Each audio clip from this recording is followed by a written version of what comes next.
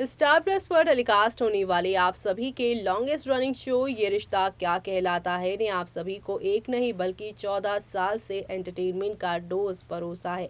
और 14 साल से चलने वाले इस सीरियल ने ना सिर्फ यहाँ पर आप सभी को काफ़ी सारी खूबसूरत यादें दी हैं, बल्कि कई नए रिश्तों की भी कहानियाँ सुनाई है।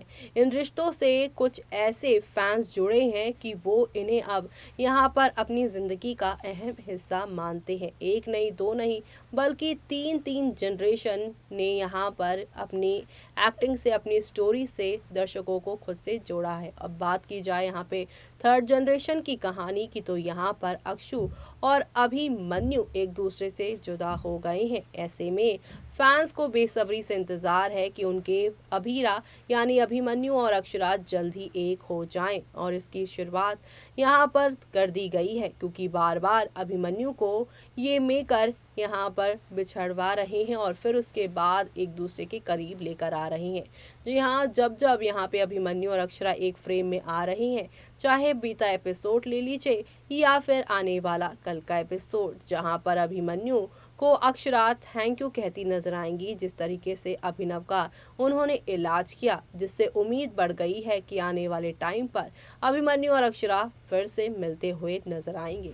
दूसरी तरफ मंजरी ने यहाँ पर जो भजन अक्षरा का सुन लिया है, उससे उनकी एंजाइटी बढ़ चुकी है। लेकिन अब मंजरी को मालूम चलने वाला है कि अक्षरा जो है वो एक बहुत बड़ा राज छुपाए बैठी हैं, और वो राज ये है कि अबीर, जिसे वो अभिनव और अपना बच्चा कहती हैं, दरअसल वो बच्चा उनका और अभिमन्यु का है। यानी कि अबीर के असली पिता की सच्चाई मंजरी के सामने आने वाली है, और ये सब उन्हें अभिमन्यु के थ्रू पता चलने वाला है क्योंकि अभिमन्यु जब कसौली से अभिनव का इलाज करके लौटेगा तो दिन रात उनके ख्यालों में अबीर ही आएंगे।